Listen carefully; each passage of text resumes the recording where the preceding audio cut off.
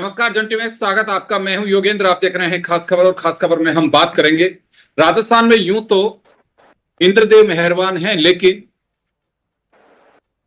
इंसानियत या इंसानों की गलती की वजह से हमें बड़ा खामियाजा उठाना पड़ रहा है। कहीं ना कहीं किसी न किसी की नेग्लिजेंसी है, इसे दरकिनार नहीं कर सकते हैं। पानी गिरेगा, बात सही है, आएगा, वो निकलेगा भी, लेकिन वो एक फ्लो में निकल जाता है। जब तक तो ठीक है, लेकिन घंटों तक भरा रहे, पूरे दिन भर तक भरा रहे, ट्रैफिक जाम हो जाए, आप उसमें फंस जाएं, तो आप अंदाजा लगा सकते हैं किसी काम के लिए जा रहे हो तो क्या आपकी पीड़ा होगी। ये हमें सहजता के साथ में इसे स्वीकार करना चाहिए और ये देखना चाहिए कि चलिए एक साल ऐसा हो तो अगले साल तो कम से कम हम उस जगह पे पानी भरने से निजात मिलनी ही चाहिए। हर किसी की अपेक्षा होती है कि शायद ऐसा होगा, और यही हमारे सिस्टम की स्मार्टनेस होनी चाहिए। अदरवाइज हम एक बारिश देखते हैं, उसके बाद टाइम निकल जाता है, फिर भगवान के भरोसे छोड़ देते हैं कि पता नहीं। मुझे लगता है कि जो सिस्टम में बैठे हैं लोग या जो तैयारी करते हैं उनको पता नहीं, भरोसा भी होता है कि इतनी बारिश राजस्थान में होगी भी कि नहीं होगी। हम जयपुर में बैठे हैं, राजधानी है, सारा सरकारी लवाजमा यहाँ पे बैठता है, और जिन रास्तों से निकलते हैं उसी रास्ते पर जबरदस्त जाम मिलेगा, आपको पानी भरा हुआ मिलेगा। बारिश आ रही है, कोई बात नहीं, एक बार में पानी निकल सकता है, घंटे 2 घंटे में निकलेगा, वो तो समझ में बैठते हैं। बरसात आ रही है, पानी तो जो है वो धीरे धीरे निकलेगा, लेकिन भर के ही रह जाए वो बड़ी चिंता की बात है। क्यों हमारा ड्रेनेज सिस्टम वर्षों से ठीक नहीं हो पा रहा है। जयपुर का स्मार्ट सिटी का प्लान भी आया, बहुत सारी चीजें आई, और मैं ये भी कहूंगा कि कोशिश सब ओर से की भी गई होगी, लेकिन रिजल्ट नहीं आए। आज हमारे मुद्दा, मुझे लगता है कि जयपुर के बाशिंदे, उनकी पीड़ा जरूर होगी और उन्होंने कोशिश भी की होगी, इसमें मुझे कोई संदेह नहीं है, लेकिन रिजल्ट क्यों नहीं आए ये एक बड़ा सवाल होगा। हमारे साथ जयपुर की पूर्व महापौर ज्योति खंडेलवाल जी हैं, साथ में पूर्व उप नगर नियोजक चंद्रशेखर पारासर साहब हैं, हमारे साथ जयपुर शहर व्यापार मंडल के उपाध्यक्ष अजय अग्रवाल जी हैं। मैं ज्योति जी सबसे पहले आपके पास आना चाहूंगा। देखिए, एक जनप्रतिनिधि होता है, 5 साल बाद उसे एक बड़ी परीक्षा से गुजरना होता है, यानी कि चुनाव के बीच जाना होता है, और हर व्यक्ति ये चाहता भी है कि मैं 5 साल के लिए चुना हूं, मुझे कुछ ना कुछ ऐसा करके जाना है मेरे शहर के लिए ताकि लोग याद रखें। समय कम हो सकता है, कुछ सिस्टम की अपना कुछ परेशानियां होंगी, लेकिन इच्छा जरूर होगी। तो क्या ऐसा रहा कि आप भी मेयर रही और ये ड्रेनेज सिस्टम दुरुस्त नहीं हो पाया? लेकिन जी मैं ये कहना चाहूंगी कि निश्चित रूप से जो बात आपने कही कि जनप्रतिनिधि है उसे तो हर 5 साल बाद एक परीक्षा से गुजरना है और लोगों के बीच में जाना है और अपनी जवाबदेही को बताना है, ये काम हमने किए हैं और ये काम हमने नहीं किए हैं। और हर जनप्रतिनिधि ये चाहते हुए कि ना काम करवाने से उसको कोई लाभ नहीं मिलने वाला, उसको लाभ काम करवाने से ही मिलने वाला है, तो उसकी एक इच्छा भी रहती है कि वो इस काम को करवाए। ऐसा नहीं है कि कोई जनप्रतिनिधि काम नहीं करवाता। अगर मैं मेरे मेयर टाइम की भी बात करूं तो चौड़ा रास्ता, मैं एक एग्जाम्पल के तौर पर आपको देना चाहूंगी कि चौड़ा रास्ता में जो 200 सालों से भरा हुआ, जो दोनों तरफ नाला बना हुआ है, पुराना जयपुर बसा हुआ तब से, उसकी पिछले कई सालों से, हम यूं कहें 100 सालों से भी शायद उसकी सफाई नहीं हुई थी। लेकिन हाँ, तो चौड़ा रास्ता में बहुत पानी भरता था, लेकिन हमने उस ड्रेनेज को साफ करवाया तो वो पानी की समस्या जो है चौड़ा रास्ता में कम हो गई, उस समस्या से समाधान जो है मिल सका। अभी अगर आप देखेंगे तो रिसेंटली सीकर रोड पर अगर आप जयपुर शहर का देखते हैं तो बहुत ज्यादा पानी वहां पर भरता था, लोग निकल ही नहीं सकते थे, थोड़ी सी बारिश होते ही पानी जो है वो वहां पर इतना ज्यादा भर जाता था कि घंटों जाम लग जाता था। लेकिन अब इन दिनों में अगर आप देख रहे हैं तो वहां पर काम चल रहा है, और काम चल करके इस बार पानी भरने की समस्या से निजात मिली है। अभी सड़क का काम निश्चित रूप से चल रहा है, लोगों को थोड़ी परेशानी हो सकती है, लेकिन फिर भी वो काम जो है वो हुआ है और वो अब पानी जो है वो वहां पर नहीं भर रहा है। इसी तरीके से हम देखते हैं तो समय समय पर ऐसे बहुत सारे काम किए गए जहाँ बहुत ज्यादा पानी भरता था, वहां पे वाटर हार्वेस्टिंग के सिस्टम्स भी डेवलप किए गए और बहुत कुछ इसमें काम हुआ भी। लेकिन ये बात भी मेरे को स्वीकार करने में कोई संकोच नहीं है कि बहुत सारा काम होना बाकी है और लोगों को बहुत ज्यादा परेशानी का सामना करना पड़ता है।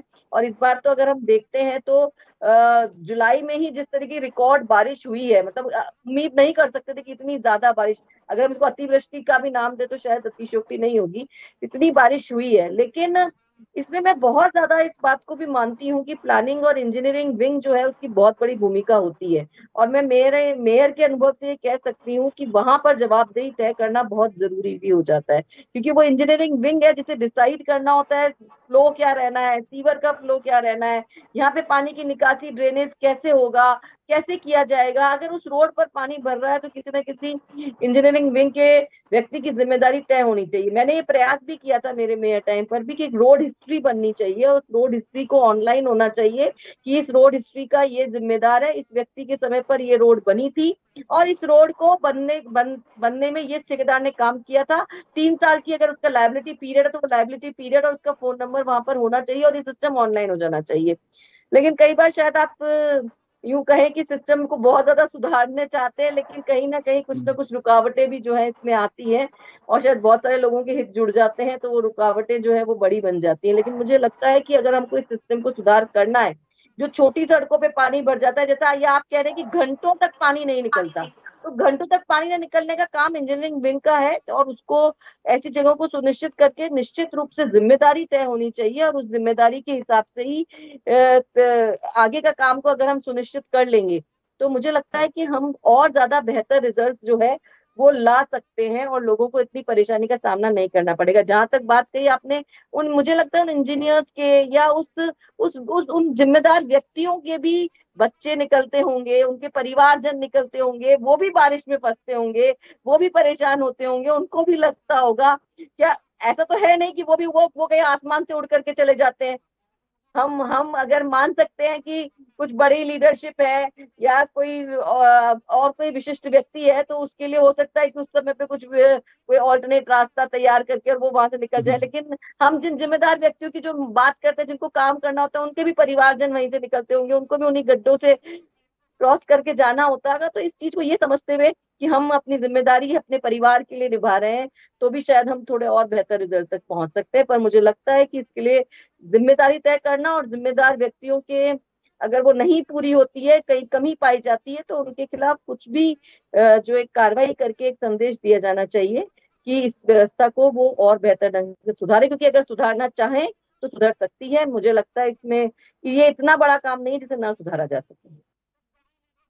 बिल्कुल। तो ज्योति जी, बिल्कुल आपने सही कहा कि इतना बड़ा काम नहीं, इसे सुधारा नहीं जा सकता है, लेकिन क्या इच्छा शक्ति की कमी रही, मॉनिटरिंग का अभाव रहा, कारण क्या रहा? आपने कहा कि इंजीनियरिंग विंग का है, तो देखिए इंजीनियरिंग विंग उसी सिस्टम का एक हिस्सा है, तो वजह क्या रही कि ये दुरुस्त नहीं हो पाते? आपने तो बहुत नजदीक से सिस्टम को देखा है, लापरवाही रहती है, उनके हाथ बंधे हुए हैं, कारण क्या रहता है? नहीं, मैंने मैंने जैसा आपको कहा कि ऐसा नहीं कि होता ही नहीं है। जैसे मैंने आपको कुछ 2-3 एग्जांपल्स अभी दिए थे, मैं और एग्जांपल्स भी आपको दे सकती हूँ। सीकर रोड का दिया या मैंने चौड़ा रास्ता का दिया, ऐसे और एग्जांपल्स जैसे। ऐसा नहीं कि होता नहीं है, काम किए नहीं जाते, किए जाते हैं, कहीं ना कहीं कुछ ना कुछ सुधार होते हैं, लेकिन जितने होने चाहिए उतने नहीं होते। तो उसमें हम मान सकते हैं बिल्कुल निश्चित रूप से कहीं ना कहीं जवाबदेही तय होनी चाहिए।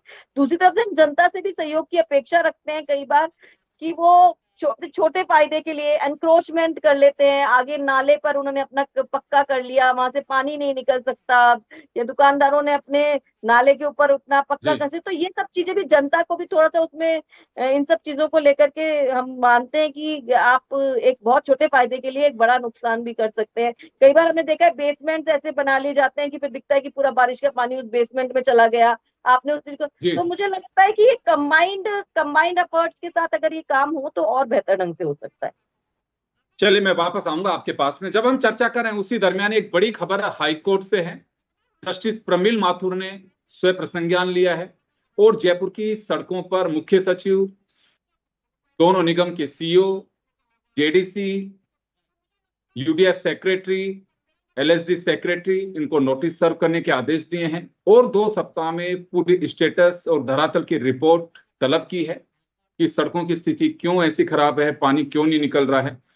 तो शायद हो सकता है कि जो काम सरकार या सरकार के नुमाइंदे करने चाहिए वो दखल अब कोर्ट को करना पड़ रहा है। मैं अजय जी आपके पास में आना चाहूंगा, कुछ असर पड़ता है इन चीजों से बाहर से आने वाले व्यापारियों पे, या फिर एक मानसिक पटल पे कि हम कहीं जाम में नहीं फंस जाए, पानी में कहीं कोई अनहोनी नहीं हो जाए? जब हम चर्चा कर रहे हैं उसके एक दिन पहले ही करंट से एक सर व्यक्ति कुछ असर मौत करते हो कह गई। रहे हैं, आप कह रहे हैं कुछ असर। मैं कहता हूँ जी सारे जनजीवन अस्त व्यस्त हो जाता है सर। अगर आप देखा जाए तो आज की जो बारिश हुई है उससे 2 दिन पहले की जो बारिश हुई थी ये अपने को ऐसा नहीं है कि पहली बार बारिश हो रही है, या ऐसा नहीं है कि मानसून पहले आ रहा है तो पहले अपने को पता कि अचानक ये बारिश आ गई। ये सब प्रोडक्टेड होता है, सारी चीजें होती हैं। जब मानसून का टाइम आता है तो पता होता है, उससे पहले जैसे भी हम बताया था, माने ज्योति जी ने बताया था कि सब संसाधन वगैरह की कोई कमी नहीं है, इनको पता होता है नाले खाली करने हैं, नाले साफ करने हैं, पर सर कोई भी काम होता है कागजों के अलावा कुछ काम नहीं होते। आप ये जो उन्होंने बताया गया है कि खाली इच्छा शक्ति जो है, ऐसा नहीं कि नहीं करना चाहे, सरकार करना चाहे तो क्या नहीं कर सकती, अफसर करना चाहे तो क्या नहीं कर सकते, और सब कोई भी नहीं करता, सबको भगवान भरोसे छोड़ रखा है। जयपुर को अगर आपने देखा हो 2 दिन पहले अखबार के हेडलाइन थी जलपुर नाम दिया हुआ था, तो जयपुर में कोई नदी नहीं है, यहाँ रोज नदी चल रही है। आज का अगर आप सामने देखेंगे तो चाहे वो अपने पुराने बाजार को देख लीजिए, चाहे अपने आज अपन करके अपने एसएमएस के बिल्कुल सामने देख लीजिए, चाहे एमआई रोड को देख लीजिए, किसी भी बाजार को देख लीजिए, कोई एक बाजार में किसी जगह ऐसी जगह नहीं है, शहर के कोई एक इलाका ऐसा नहीं है जो जल से नहीं भरता हो। हम मान सकते हैं कहीं ना कहीं किसी पब्लिक की कहीं ना कहीं कमजोरी हो सकती है, पर कौन पब्लिक अपने घरों में पानी घुसाना चाहती है? कौन दुकानदार अपने ग्राहक के व्यापार खराब करना चाहता है या अपना सामान खराब करना चाहता है? कोई भी नहीं करना चाहता। और वो अपने बल्कि जो भी अपने घर के आसपास की सफाई करना चाहता है, हर आदमी सफाई करके रखना चाहता है। पर यहाँ मैं ये इसके लिए ये नहीं कहूंगा कि पब्लिक की कमी है, यहाँ सबसे ज्यादा कमी जो है कहीं नहीं कि सरकार की, नगर निगम के, जेडीए के जो इनके लिए काम होने चाहिए वो काम कतई भी नहीं हुए। अभी हमारे को हमारे पूर्व महापौर ने बताया कि हमने वाटर हार्वेस्टिंग, मैं कहता हूँ जी हम लोगों ने प्राइवेट लेवल के ऊपर हम लोगों ने जल संरक्षण के लिए काम किए कि रे यहाँ पे वाटर हार्वेस्टिंग के काम ही नहीं हुए। पिछले 2 साल के अंदर कोई वाटर हार्वेस्ट नहीं हुआ। जेडीए से रिपोर्ट मंगा के दे सकते हैं कि जेडीए ने कोई वाटर हार्वेस्टर नहीं बनाया। अगर वाटर हार्वेस्ट किया जाए तो जयपुर में इतना पानी आता है कि जयपुर में दोबारा बना कर सूखे की किसी चीज की कल्पना ही नहीं की जा सकती। तो ऐसा कहीं भी नहीं है कि यहाँ पे नहीं, पर जयपुर के किसी भी कोने में चले जाइए जोगिंदर जी, अगर अपन देखना चाहेंगे तो थोड़ी सी बारिश के अंदर ऐसा परेशानी हो जाती है। जो नगर निगम के और इनके काम तो है ही, साथ से साथ में मैं यहाँ पे आपको ये भी ध्यान देना चाहूंगा, जो ट्रैफिक पुलिस है वो भी इस समय बिल्कुल भी कोई काम नहीं होती है। सिंपल काम करते हैं, लाइट बंद कर देते हैं, जो बचा कुचा ट्रैफिक होता है वो भी खराब हो जाता है जी वहां पे। और कोई भी किसी भी इलाके से आप निकल जाइए, 2 घंटे से 3 घंटे पहले आप 5 किलोमीटर 4 किलोमीटर के एरिया में भी नहीं पहुंच सकते। जेलन मार्ग इतनी बड़ी रोड है उसके ऊपर नहीं पहुंच सकते, वैशाली नगर है उसमें नहीं जा सकते। एमआई रोड लास्ट ईयर 14 अगस्त को इतनी तगड़ी बारिश आई थी, मैं एमआई रोड से लेकर अपने ऑफिस घर बनी पर 4 घंटे के अंदर पहुंचा था, 4 किलोमीटर चल के। उसके बाद में भी अभी तक किसी भी सरकार में कहीं पे भी कोई समझ में नहीं आई कि कहीं पे भी हम लोग ऐसा कर लें कि पानी इकट्ठा नहीं हो, गड्ढे जो हो रहे हैं गड्ढों का हम तुरंत भरने का काम कर लें, ऐसा नहीं है। भास्कर ने मुहिम चलाई, पब्लिक गड्ढे भर रही है तो शर्म आई, नगर निगम, दोनों नगर निगम लग रहे हैं, जेडी लग रहा है वो गड्ढे भरने के लिए करें। अगर मीडिया कुछ नहीं करे तो ये नहीं जगते।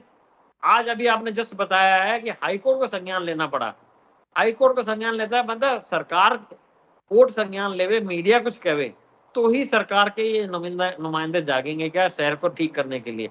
ऐसा देखा जाए तो बहुत ही गलत है। तो इसके लिए इन लोगों को भी अपने कोई रेस्पॉन्सिबिलिटी होनी चाहिए। जो ऐसे मैडम ने बताया था कि जो रोड बन रही है, जो पुल बन रहा है, उसके ऊपर पूरे इंजीनियर का नाम, पूरे ठेकेदार का नाम और उसकी कितनी लाइबिलिटी है, कितने रुपए में बना, ये पूरा प्रदर्शित होना चाहिए। तभी उनके लगेगा कि ऐसा कुछ ना कुछ हो रहा है तो उनको अपनी जिम्मेदारी महसूस होगी। जी बिल्कुल। अभी अगर हम बात करें तो मुख्यमंत्री भजन लाल भी शहर के दौरे पर हैं और वो भी जायजा ले रहे हैं। हालांकि मैं ये बात जरूर कहना चाहूंगा कि भजन लाल जी ने पिछली बार भी जायजा लिया था, सड़कों पे गए भी, लेकिन मुझे लगता है कि वो स्टेटस रिपोर्ट उनको जरूर मांगनी चाहिए कि मैं पिछली बार भी इन दिनों में जब मैं गया था तो वहां की स्थिति क्या है। मेरा मानना है कि एक बार वापस से उन्हीं सड़कों से उन्हें गुजरना चाहिए, क्या वाकई वो दुरुस्त हो पाई। अगर मुख्यमंत्री दौरा करे और उसके बाद भी सड़कों की स्थिति वैसी की वैसी रहे, पानी की निकासी नहीं हो, तो फिर आप अंदाजा लगा सकते हैं कि सिस्टम केवल बस एक मौसम के साथ चलता है और उसके बाद में वापस से नींद में सो जाते हैं। ये मुझे लगता है कि ऐसे हालात रहे तो ठीक नहीं होगा। रिपोर्ट मांगनी चाहिए उनको कि मैं पिछली बार भी इसी रूट से निकल करके गया था, वहां पानी आज तक दूर क्यों नहीं हो पा रहा। मैं फिर कहूंगा कि पानी गिरेगा तो पानी भरेगा, लेकिन भरने का मतलब ये नहीं है कि वो मड पंप से ही निकालना होगा, उसकी निकासी का रास्ता ही नहीं है। किसी ने अतिक्रमण कर रखा है, एक व्यक्ति की वजह से हजारों लोग थोड़ी तकलीफ पाएंगे, हटाइए उस अतिक्रमण को। मैं पारासर साहब आपके पास में आना चाहूंगा, आप उप नगर नियोजक रहे हैं सर, मैं एडिशनल चीफ रहा हूं। एडिशनल चीफ जी जी। अ, चलिए, क्योंकि देखिए पॉपुलेशन बढ़ती है तो शहर का एक्सटेंशन होगा, इसमें कहीं कोई बात नहीं। जयपुर ही नहीं, दुनिया के सिटीज की स्थिति यही रहती है। लेकिन बेतरतीब बसावट के पीछे क्या वास्तव में हम आंख मूंद करके पट्टे काटने के लिए इजाजत दे देते हैं? वहां का ड्रेनेज सिस्टम दुरुस्त नहीं करते हैं, सीवरेज लाइन के लिए जो आकार होना चाहिए वो नहीं होता, नाले उफनते हुए निकलते हैं। पानी बढ़ता है तो आप देखते होंगे कि नालों के फव्वारे चलने शुरू हो जाते हैं। मैं मतलब कोई ये बनावटी बात नहीं कर रहा हूं, हम में से ऐसा कोई व्यक्ति नहीं है कि जो इससे दो चार नहीं हुआ होगा, देख नहीं पाया होगा। सब खामी कहाँ रह रही है कि हम दुरुस्त नहीं कर पा रहे? योगेंद्र जी, बड़ा महत्वपूर्ण और सामयिक आपने प्रश्न ज्वलंत समस्या वाला लिया है। मैं नगर नियोजक हूँ, 40 साल के करीब मेरी सेवा में मैं रहा हूँ, और शायद मुझे समय अब 10 मिनट के करीब ही रहा है। दोनों वक्ता बोल चुके हैं, और तकनीकी पक्ष चूंकि मैं नगर नियोजक हूँ तो कई चीजें मेरे को देखनी है, और कई ऐसे प्रस्ताव हैं जो एक कम समय में बोले भी नहीं जा सकते। ये इतना बड़ा विषय है, तो मैं अगर बहुत संक्षेप में मेरा आंसर उत्तर देने की कोशिश करूंगा। मैडम चूंकि मेयर रही हैं और आपने वॉल सिटी में शायद रहती है, मुझे जहाँ जानकारी है, और वॉल सिटी का आपने भी देखा होगा, हर साइड क्षेत्र की अलग समस्या।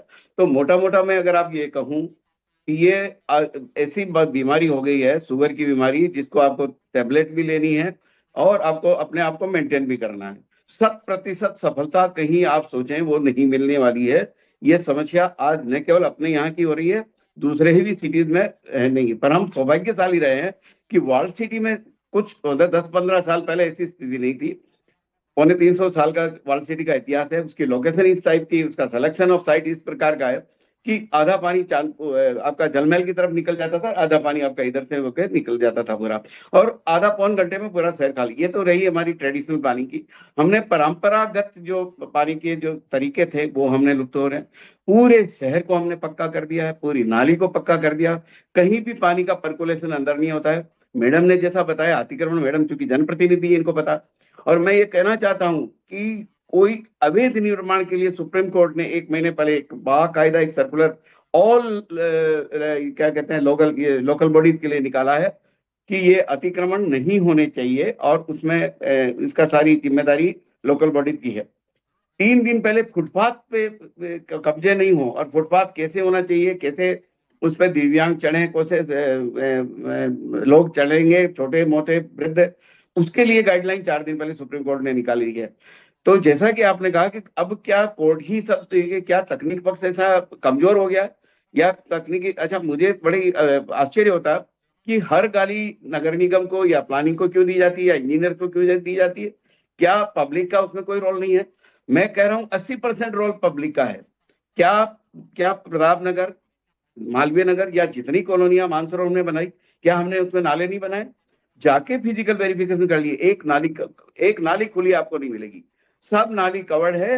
ऊंची प्लिंथ लेके 10 फुट सीढ़ी बाहर आ रही है, और कई बार जो इस टाइप की कंप्लेन होती है उसका कोई असर नहीं होता है। ऑफिसर जाते नहीं, नगर निगम वाले जाते नहीं, और सारी नालियां कवर है। और नहीं केवल नालियां कवर है, फुटपाथ पे के आगे जो कच्ची जमीन थी जहां पेड़ पौधे लगाए थे कॉलोनी बस से समय, वो पेड़ पौधे भी काट के वहां पक्का कर दिया गया।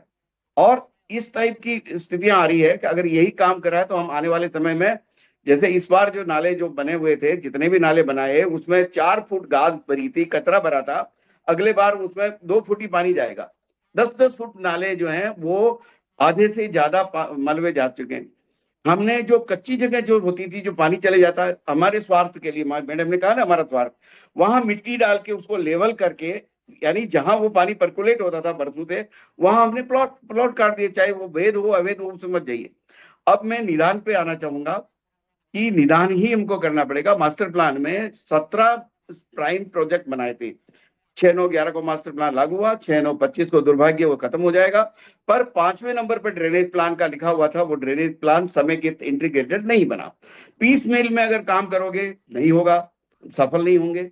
अभी आपका ताजा उदाहरण बताऊं, सीकर का, सीकर रोड पे अपने काफी बड़ी राशि लगा के कहा गया कि पहली छोटी बारिश में तो कंधे पे हमको तबा रहे कि ड्रेनेज सही हो गया, पर कल परसों उसने अपनी वो बता आज दी। भी स्थिति वही है सर, आज भी तो स्थिति मैं वही इसलिए है। कह रहा हूं आपको, अब इसके निदान एक अनेक हैं।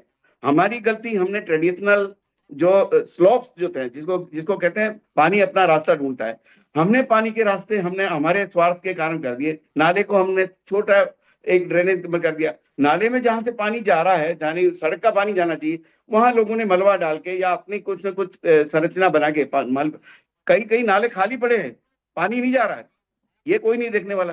कहीं निकले सही, कोई आदमी उसमें जाके निकले। अब क्यों भविष्य के लिए अगर आपको कुछ करना है तो आपको परमिएबिलिटी, सोखने वाली क्षमता, और हर क्षेत्र का पानी हर क्षेत्र में ही रहे तो आपका निदान हो सका है। कैसे करेंगे? चाइना में 15-20 साल पहले प्रोजेक्ट लाए स्पॉन्ज सिटी। स्पॉन्ज सिटी क्या है? हर क्षेत्र में खुले क्षेत्र है, वहां का पानी वही। मैं तो आपको ये सुझाव देना चाहूंगा, अगर आज भी सीएम साहब अगर एक आदेश जारी कर दे कि हर क्षेत्र का पानी पास में स्थित पार्क में चला जाए, और आप इसको उसको दीवार को तोड़ दीजिए, पानी को कनेक्ट कर दीजिए, नए वाले पार्क बने वो जमीन के लेवल से नीचे बने, हजारों लीटर पानी आपका अंडरग्राउंड चला जाएगा बिना किसी आपके वाटर हार्वेस्टिंग के स्ट्रक्चर बनाए हुए। वाटर हार्वेस्टिंग स्ट्रक्चर महंगे होते हैं, 2 साल चलते हैं, 3 साल चलते हैं, कोई उनको नहीं देखता। मैं कई साल का अनुभव बता रहा हूँ, कोई नहीं देखता। अच्छा, उसमें भी सिल्टिंग हो जाती है। सिल्टिंग के एक मेजर्स हैं टेक्निकल, वो नहीं करते हैं। आज हमारी टेक्नोलॉजी आ गई है, DEM, digital elevation model technique आ गई है। आपको कौन से लेवल का पानी कहाँ जाएगा, कहाँ हादसा होता है, आप कैलकुलेट कर सकते हैं, इससे सॉफ्टवेयर आ जाए। पर हम अभी वही पुरानी नाले साफ करवा रहे हैं साहब, फिर वो नाले साफ होके मिट्टी बाहर आ जाएगा। हम ट्रेडिशन, हमारा बहुत गैप है। मैं जो कह रहा हूँ वो चीजें केवल 10 मिनट में कहने वाली नहीं है, उच्च स्तर पर इसमें बातचीत होनी चाहिए। विशेषज्ञ हैं जी हमारे पास, एक्सपर्ट हैं जो इस पानी को काफी हद तक इसको कंट्रोल कर सकते हैं। अगर पानी को हमने बचाया नहीं, पानी को संभाला नहीं, तो इस टाइप की समस्याएं आने वाले दिन में ज्यादा। एक और कह रहा हूँ, शहर का एक्सपांशन हम ज्यादा वर्टिकल करिए, हॉरिजॉन्टल मत करिए। जेडीए ने फिर 3000 स्क्वायर किलोमीटर की जगह 7000 स्क्वायर किलोमीटर, जो आगे जो समस्या नहीं होने वाली, वहां भी हम एक नई बीमारी पैदा करने वाले पैदा हो रहे हैं। क्यों? कि वहां का भी जो ज्योग्राफिकल पैटर्न है उसको हम विकास के नाम पे हम उसको खत्म कर देंगे, और जहां पानी जमीन में जा रहा है वो जमीन में बंद हो जाएगा। और सारे पक्के करने से सारे जो रोड है वो हमारी 10 मिनट के अंदर नालियां बन जाती है। तो इस चीज के लिए बहुत बहुत ज्यादा सोचने समझने की, और एक मेजर्स नहीं, मैं फिर कह रहा हूँ, समेकित जल प्रबंधन, short term measures, long term measures, और इन सबका प्लस हमारा बिहेवियर मतलब जी पब्लिक कितना रेस्पॉन्सिबल, जनता हमारी बिल्कुल अपने लाभ के लिए सब। जी अच्छा, एक सीवर का चले मैं सर एक बार बार मैं वापस भी आऊंगा सर, एक मिनट का समय मैं दूंगा। मैं ज्योति जी आपके पास आना चाहूंगा, बहुत नजदीक से देखा आपने, चलिए 5 साल आप रही हैं। बहुत ही शॉर्ट में चाहूंगा कि एटलीस्ट पानी की निकासी ठीक से हो सके। वॉल सिटी में तो चलिए अभी भी होती है क्योंकि बसावट उस तरह की है, निकल जाता है पानी गलियों में, लेकिन वहां पे भी भर जाता है। शहर जिस पे हमें गर्व करना चाहिए कि नई कॉलोनियां बनी हैं, उसका बड़े सड़कें बने, उनकी स्थिति आप देख करके जो स्थिति बनी है, परसों मैंने देखी सैकड़ों गाड़ियां बंद, 2 व्हीलर्स की तो आप पूछे ही मत। लोगों को घर, जैसे अजय जी बता रहे हैं, 20 मिनट का रास्ता 3-3 घंटे नहीं पहुंच पा रहे हैं, रात को कोई मिस्त्रियों को ढूंढ रहे हैं। तो एटलीस्ट हमें करना क्या चाहिए कि कम से कम ये काम तो तुरंत ही करना चाहिए। देखिए, ये तो बात बिल्कुल सही है योगेंद्र जी की, जब जयपुर बसा, और अगर हम वॉल सिटी की अगर हम बात करते हैं, अगर आज भी वॉल सिटी बेस्ट दिखाई देती है पूरे जयपुर शहर में पानी की निकासी के संबंध में। अगर हम देखते हैं तो पर्टिकुलरली हम इस बारे में बात कर रहे हैं। वैसे भी वॉल सिटी की अपनी हेरिटेज वैल्यू तो है ही है, लेकिन पानी पानी भरता जरूर है वॉल सिटी में, लेकिन जैसा आप बार बार कह रहे हैं कि वो घंटे 2 घंटे में निकल जाए, तो वॉल सिटी का पानी फिर भी हम देखते हैं घंटे 2 घंटे में निकल जाता है, भरते के बावजूद भी निकल जाता है। लेकिन हम आउटर सिटी में अगर जाते हैं तो वहां पर हम देखते हैं कि जब तक धूप नहीं आएगी, वो पानी नहीं सूखेगा, तब तक वो खत्म ही नहीं होगा पानी। कुछ कुछ जगह तो ऐसे हालात जो है वो पैदा हुए हुए हैं। तो निश्चित रूप से इन चीजों को ऐसा नहीं है कि पता नहीं होता है, तो उन चीजों को आइडेंटिफाई करके अगर तुरंत प्रभाव से वहां के ड्रेनेज सिस्टम के लिए सॉल्यूशंस अगर ढूंढे जाए तो बिल्कुल हो सकते हैं। अगर हम देखते हैं कि मुख्यमंत्री जी ने अभी वंदे गंगा जल संरक्षण अभियान के माध्यम से जो हमारे परंपरागत स्रोत थे, बावड़ियां थी, पुराने जो जल संरक्षण के जो जगह बनी हुई थी, उनको उन्होंने श्रमदान करके प्रयास किया कि उन्हें वापस रिवाइव कर सके, और वहां पर जो वर्षा का पानी है उसे दोबारा संग्रहित किया जा सके, जैसे कि पुराने जमाने में जो होता आया था, जो टेक्निक थी, उसको हम वापस रिवाइव करें। उसके प्रयास भी किए गए, कुछ हुए भी हैं प्रयास जहाँ जो सफल भी हुए हैं, और कई जगह पर वो जी वापस रिवाइव भी हुई है बावड़ियां, पानी भी आया। तो इस तरह के प्रयास बहुत जरूरी है। और एक जो अभी बताया, जो अभी मुझे लगता है बहुत अच्छा ये सुझाव है कि कॉलोनी वाइज जो आप अपन सोचते हैं कि अगली बार पानी न भरे उस कॉलोनी में, तो जिस कॉलोनी में पानी भरता है वहां की विकास समिति और सरकार, नगर निगम खास तौर से, या जेडीए का इलाका है तो जेडीए को मिलकर के जो उन वहां का जो इकट्ठा होने वाला पानी की जो जगह है उसे वो अगर पार्क में अगर उस पानी को अगर शिफ्ट कर सकते हैं तो that is the best solution. जहां इसके लिए जरूरी है कि विकास समिति और जो हमारी संस्था है, चाहे वो जेडीए हो चाहे वो नगर निगम हो, वो संस्था मिलकर के एक अभियान के रूप में इस चीज को उठाए कि विकास समिति जिन मुद्दों, इस पानी के मुद्दे को अगर लेकर के जाती है तो अगली बारिश तक हम इस पानी को पार्क में या किसी ऐसी जगह पे जी जहां पर कि वो पानी जाता है तो शिफ्ट कर सकते हैं। तो मुझे लगता है छोटे लेवल पर जो हम इंस्टेंट की जो हम बात करते हैं उसको हम उठा सकते हैं और कॉलोनी वाइज इस चीज को लेकर के इस समस्या का समाधान किया जा सकता है। चलिए, मैं माफी चाहूंगा, मैं अजय जी और पारसा साहब के पास में जाना चाह रहा था, लेकिन समय का अभाव है। तो चलिए, आप सभी का बहुत बहुत शुक्रिया। और हमारा मकसद यही है कि जयपुर को इस जल भराव से निजात मिलना चाहिए। मैं जयपुर की बात नहीं कर रहा, क्योंकि आज मुख्यमंत्री भजन लाल जी सड़कों पे हैं। जब हम चर्चा कर रहे तब हाई कोर्ट ने प्रसंज्ञान लिया है।